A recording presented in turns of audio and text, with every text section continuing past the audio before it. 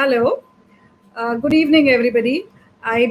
Bring greetings from Dr. Amita Shah's Global Women Clinic. So today, like I said last week, we are going to discuss about the treatment of fibroids. So what is it that decides as to what treatment we have to do for the fibroids? So there are multiple factors and various modalities available to decide as to what treatment needs to be done. Now, what are those factors that decide what treatment needs to be done for the fibroids? The first factor is what is your age, the number of fibroids that you have, where is the location of the fibroids, whether it is a subserous fibroid, whether it is an intramural fibroid, whether it is a submucosal fibroid, which essentially means कि fibroid आपके uterus के बाहर है, uterus के अंदर है cavity में, या फिर यूट्रस की दीवार में है. Fourthly, the most important factor is whether future childbearing is needed or not. So these are various factors on which we decide as to what is the treatment that we need to do, which essentially means that the treatment of fibroid is an individualized treatment. That means हर एक person के हिसाब से the treatment will vary. Now, taking one by one, now supposing somebody is young, a 30-year-old who has, a fibroid, a single fibroid, which is maybe just outside the uterus, then in that scenario, we will do only the removal of the fibroid, which is known as a myomectomy. So in that case, because this patient wants to conceive further, we will not take out the uterus and we will only remove the fibroid. Now, how can this fibroid be removed, which is known as a myomectomy? Now, this procedure, myomectomy, can be done either through the abdominal route. Agar ye fibroid is outside the uterus or within the wall of the uterus and it is not projecting into the cavity. In that scenario, we will have to take out the fibroid from the abdomen. मतलब आपके पेट के जरिए ये fibroid निकाला जाएगा. अब पेट के जरिए दो तरीके से ये फाइब्रॉइड निकाला जा सकता है. एक होता है ओपन सर्जरी, जिसको हम ओपन मायोमेक्टमी कहते हैं. दूसरा होता है लैप्रोस्कोपिक सर्जरी, जिसको हम लैप्रोस्कोपिक मायोमेक्टमी कहते हैं. दोनों में डिफरेंस ये होता है कि ओपन मायोमेक्टमी में हम आपके पेट के ऊपर we give you an incision, मतलब एक चीरा लगाते हैं. जैसे कॉमनली यू सी कि सिजेरियन सेक्शन में पेट के ऊपर एक चीरा लगाया जाता है एंड डिलीवरी की जाती है.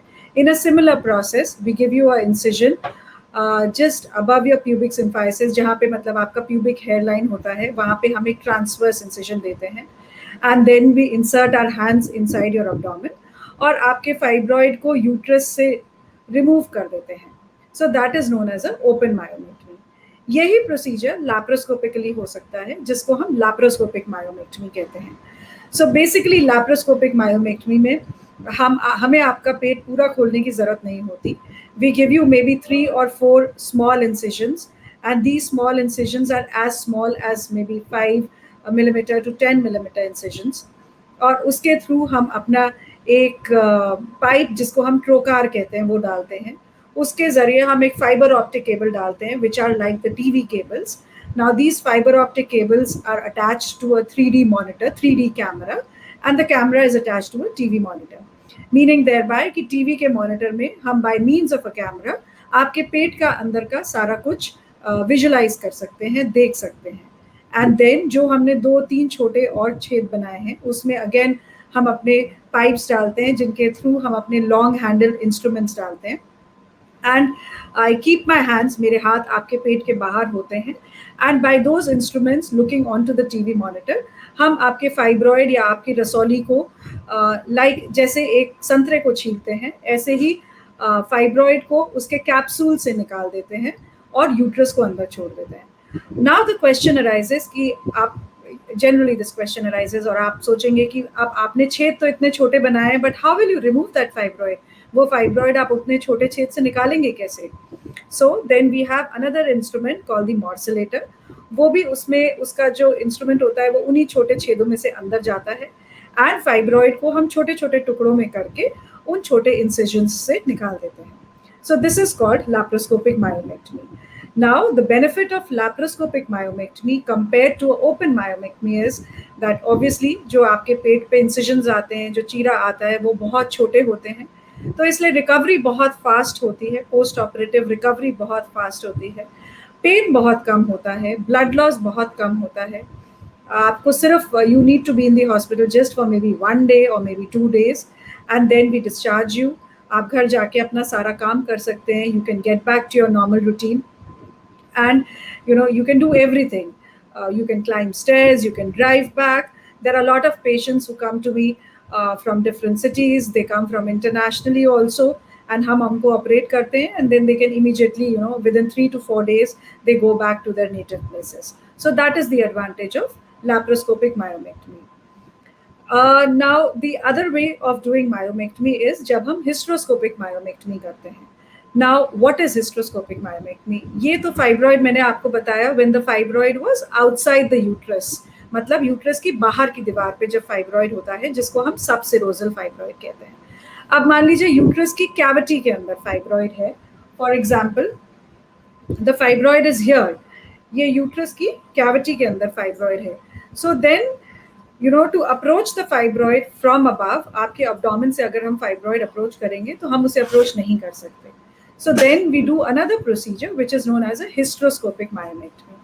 Now hysteroscopic myomectomy is also a minimally invasive surgery. Minimally invasive मतलब हम बहुत ही छोटे incision से आपके फाइब्रॉइड को अप्रोच करते हैं और निकाल सकते हैं.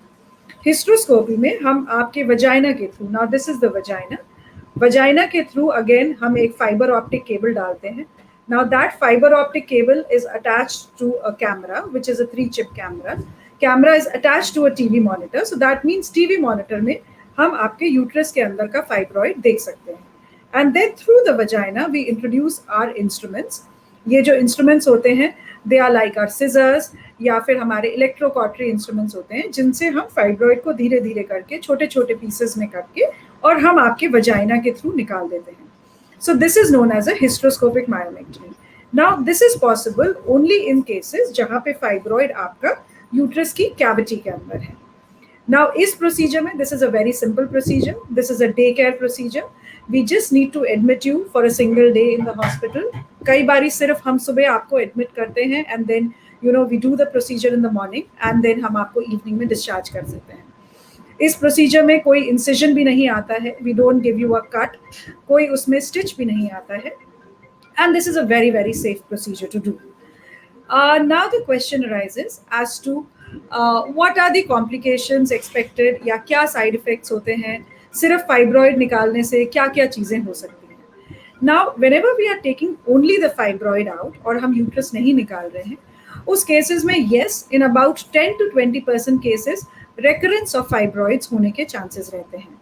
सो ऐसा होता है कि हमने कई बार पेशेंट्स को ऑपरेट किया और मे बी 5 साल बाद 6 साल बाद दोबारा से फाइब्रॉइड बनने के चांसेस होते हैं, बट वो 100% केसेस में नहीं होते. That can happen in about से 20 to 30 और 10 to 30% of cases fibroid recurrence देखा जाता है. So besides that, there is no other complication for removal of just the fibroids or the myomectomy procedure. एक फाइब्रॉइड हो या मल्टीपल फाइब्रॉइड्स हो, may be 10 fibroids हो, 12 फाइब्रॉइड्स हो, any number of fibroids can be removed leaving the uterus in cases where we think that leaving the uterus is more important rather than taking out the uterus. Now people often ask me, patients पूछते हैं कि मान लीजिए हमारे को 10 fibroid हैं, तो वो भी क्या आप लाप्रोस्कोपिक कर सकते हैं? ऑफ कोर्स कर सकते हैं, बिल्कुल कर सकते हैं. वो भी लाप्रोस्कोपिकली हम फाइब्रॉइड्स को रिमूव कर सकते हैं. So there is no limit to the number of fibroids कि सिर्फ 4 फाइब्रॉइड्स होने चाहिए या 5 फाइब्रॉइड्स होने चाहिए तभी हम लाप्रोस्कोपिक कर सकते हैं या नहीं कर सकते. So this was a case scenario जहाँ पे you are young, you are you want to retain your uterus. Definitely अगर आप young हैं तो हम आपका uterus नहीं निकालना चाहते because future child bearing के लिए uterus की ज़रूरत होती है. Now supposing your age is more than 45, you're more than 50, you have already completed your family and you don't think that you would further go ahead with any childbearing, then in that scenario, if you have fibroids, then you will have to undergo a procedure which is known as hysterectomy. So hysterectomy means removal of the uterus or the womb. Now again, like I said, myomectomy जैसे एक open procedure हो सकता है या फिर laparoscopic हो सकता है, ऐसे ही hysterectomy procedure can be a open procedure or can be a laparoscopic procedure. So again, like I said, open surgery में हम वही आपके पेट के ऊपर एक बड़ा incision लगाते हैं, एक कट लगाते हैं. My hands, मेरे हाथ आपके पेट के अंदर जाते हैं और यूट्रस एक रस्सियों द्वारा या लिगामेंट्स द्वारा आपकी अब्डोमिनल वॉल से जुड़ा हुआ होता है. सो हम बेसिकली यूट्रस रिमूवल ऑपरेशन में ये करते हैं कि हम उन लिगामेंट्स को, उन रस्सियों को काट देते हैं. तो जब हमने उन रस्सियों को और लिगामेंट्स को काट दिया, सो देन आपका यूट्रस सब जगह से फ्री हो जाता है और यूट्रस के माउथ को, जिसको हम सर्विक्स बोलते हैं, this is the mouth of the uterus और द सर्विक्स, इसको भी हम यहाँ से कट लगा देते हैं. So once we do that, यहाँ पे रस्सियाँ थी जिनको हमने काट दिया और ये आपका सर्विक्स है, mouth of the uterus, and this is your birth canal और द वजाइना, यहाँ से हमने निकाल दिया. So once we do that, uterus आपका सब जगह से फ्री हो जाता है and then we just take out the uterus. So this is called a open hysterectomy. Now, similar procedure can be done by laparoscopy, which is known as a laparoscopic hysterectomy, और कई बारी हम इसको short में TLH भी बोलते हैं, which is called a total laparoscopic hysterectomy.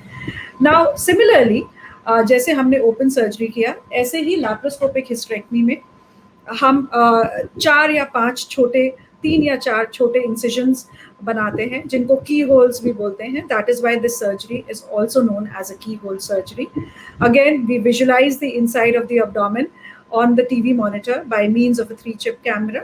Then we introduce our long handled instruments and उन ropes और ligaments को हम उन रस्सियों को और लिगामेंट्स को हम काट देते हैं. So the uterus becomes free from all sides और फिर हम इसको यूट्रस को वजाइना के थ्रू, बर्थ कैनाल के थ्रू इसको डिलीवर कर देते हैं और निकाल देते हैं.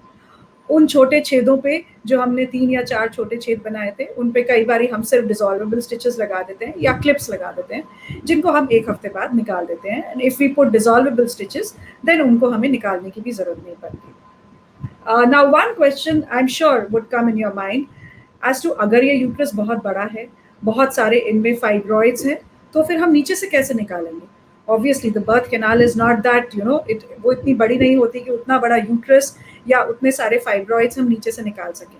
उस केस में अगेन हम एक special instrument which is known as a morcellator, उसको हम उन छोटे इंसिजन्स या होल से डालते हैं एंड देन आपके फाइब्रॉइड्स को और आपके यूट्रस को स्मॉल स्मॉल पीसेस में हम मॉसलेट करते हैं एंड देन हम उन छोटे इंसिजन्स या उन होल्स में से उसको निकाल देते हैं. Now, this total laparoscopic hysterectomy is a very, very safe procedure. It is also known as keyhole surgery or a minimally invasive surgery. It is very, very advantageous compared to open hysterectomy. One, because you don't get that large incision. आपके पेट पे उतना बड़ा incision लगाने की जरूरत नहीं होती. So obviously आपको post operative pain बहुत कम होता है. आपकी recovery बहुत fast होती है. You can immediately get back to work within 2 days, 3 days. You can get back to work. आप अपनी normal routine वापस से चालू कर सकते हैं. And blood loss भी काफ़ी कम होता है.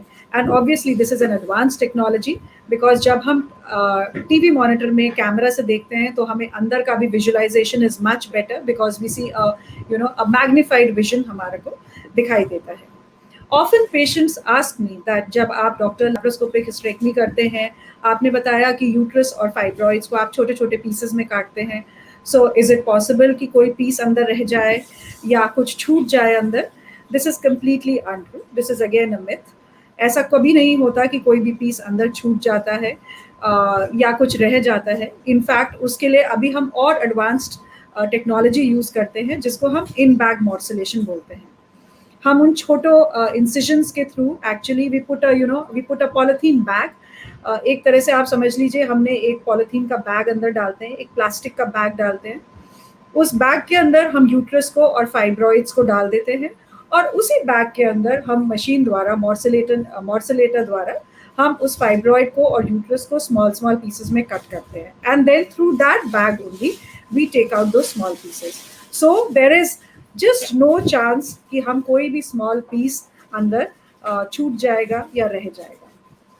Then another common question that patients ask me is, doctor हमारे तो प्रीवियस 2 सिजेरियंस हुए हैं या फिर हमारी कोई और सर्जरी हुई हुई है पेट की, तो हमको बताया गया है कि अगर आपकी पहले ओपन सर्जरीज हुई हुई हैं या पहले सिजेरियंस हुए हुए हैं तो लैप्रोस्कोपिक सर्जरी नहीं हो सकती।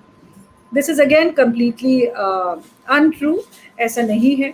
अगर आपके प्रीवियस सिजेरियंस भी हुए हैं या फिर पहले भी सर्जरीज हुई हुई हैं तो लैप्रोस्कोपिक सर्जरी आराम से हो सकती है। The only thing is that जब प्रीवियस सर्जरीज होती हैं तो आपके पेट के अंदर, I always tell my patients that जब तक आपके पेट की सर्जरी नहीं होती है तब तक आपका अब्डोमेन या पेट is like a virgin abdomen, मतलब उसमें सब चीज़ें अपनी जगह पे होती हैं, अपने स्थान पे होती हैं। बट जब सर्जरीज हुई भी होती हैं, अगर सिजेरियन भी हुआ होता है तो आपके पेट में एडिशंस बन जाते हैं, मतलब डिफरेंट ऑर्गन्स के बीच में। अगर आप समझें जैसे कि ये यूट्रस है, ये यूरिनरी ब्लैडर है, तो जब आपका सिजेरियन हम करते हैं तो ये यूरिनरी ब्लैडर को हम नीचे पुश करते हैं और यहाँ पे सिजेरियन का स्कार आता है। तो आफ्टर सिजेरियन आपका यूरिनरी ब्लैडर और आपका यूट्रस चिपक जाता है, तो उसकी वजह से एडिशंस बन जाते हैं। ऐसे ही मान लीजिए कोई और सर्जरी हुई है, open surgery, for example appendix का ओपन सर्जरी हुआ है कभी, या कोई कोई और वजह से पेट खोलने की ज़रूरत पड़ी है, तो अंदर एडिशंस बन जाते हैं। तो जब वो एडिशंस बन जाते हैं तो उसकी वजह से लैप्रोस्कोपी जब हम करते हैं, it gets slightly difficult. For the surgeon, it gets slightly difficult, but for the patient, it is not at all difficult. And in fact, अगर आपकी previous surgeries हुई भी हैं, so then अगर आप laparoscopic surgery कराते हैं, तो then it becomes all the more advantageous because आपको जितने ज़्यादा multiple times आपका पेट खुलेगा, उतने ज़्यादा आपके adhesions बनते चले जाएंगे और उतने ज़्यादा आपको post-op complications होंगे। Whereas जब हम laparoscopic surgery करते हैं, so adhesion formation बहुत ही कम होता है and your post-operative recovery is very, very good.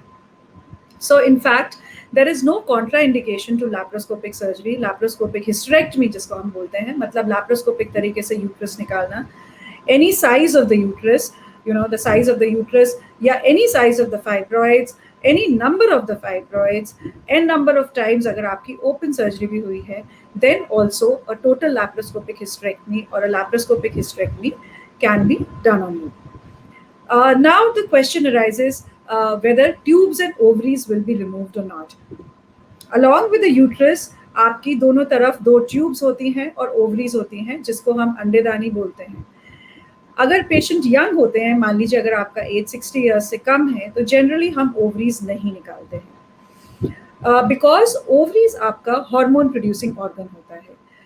तो कई बार पेशेंट्स को ये मिथ होता है कि हमारा यूट्रस निकलने से जगह खाली हो जाएगी, हमारा यूट्रस निकलने से हम मोटे हो जाएंगे या हमारा हेयर लॉस होना शुरू हो जाएगा, हमारे बोन्स वीक हो जाएंगे, हमारी आईज वीक हो जाएंगी। All of these are myths. None of these things happen with removal of the uterus.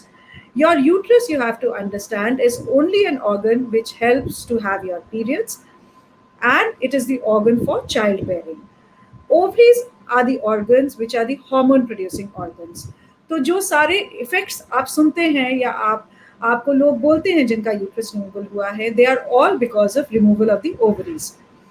So if we remove the ovaries, because the ovaries are your hormone producing organ estrogen, so normally if somebody is less than 60 years of age, तो हम उस case में ovaries नहीं निकालते हैं। तो जब हम unless and until the ovaries are diseased, मतलब ovaries में कोई पैथोलॉजी हो, कोई ओवेरियन सिस्ट हो, या हमें लग रहा है ओवरीज बहुत चिपकी हुई हैं या उसमें एंडोमेट्रियोसिस है, उस कंडीशन में हम ओवरीज निकालते हैं। सो अगर हम ओवरीज नहीं निकालेंगे, सो आपका hormone production, oestrogen production in the body will keep continuing. Now once the oestrogen production keeps happening in your body, none of the side effects will happen.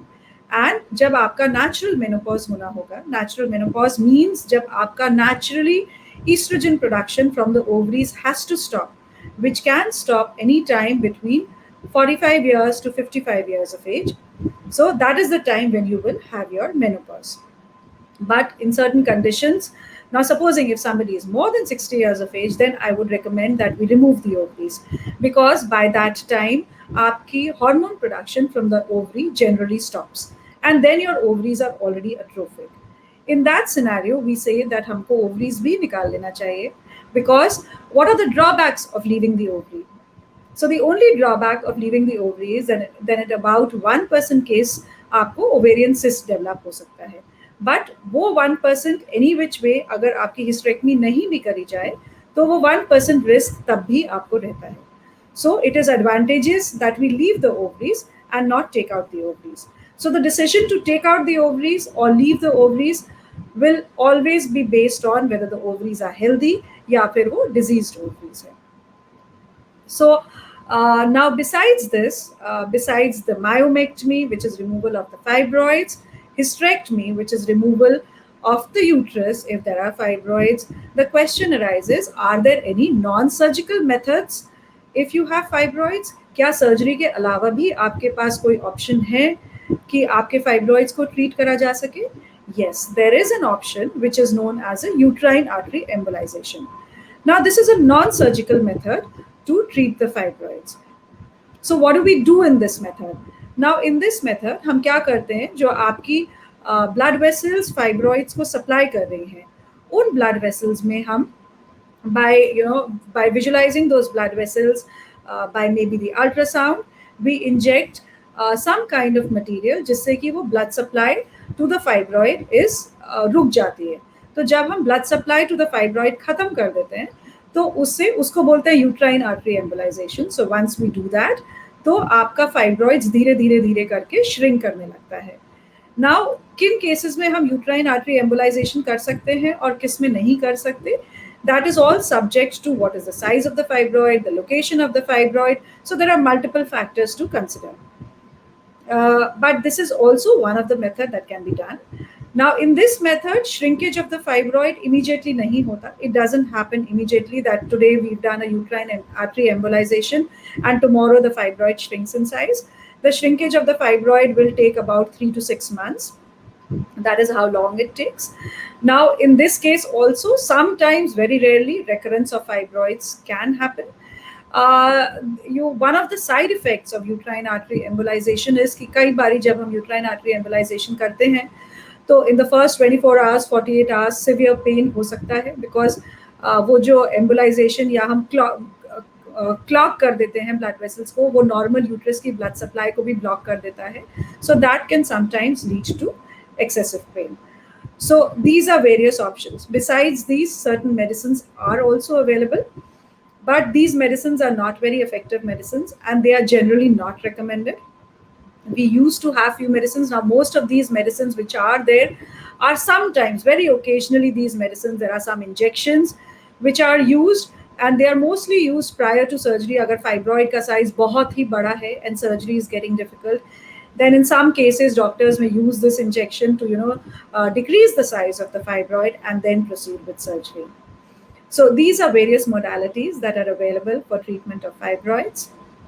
So in a nutshell, I would say that the options available are: one is myomectomy, where we remove only the fibroid; hysterectomy, where we are removing the fibroid along with the uterus; or a uterine artery embolization. Now, myomectomy and hysterectomy both can be done by the open route, or it can be done by laparoscopy, or it can be done by hysteroscopy. So thank you so much. If you have any questions, please leave them as messages or in the chat box and I will answer them. Thank you so much.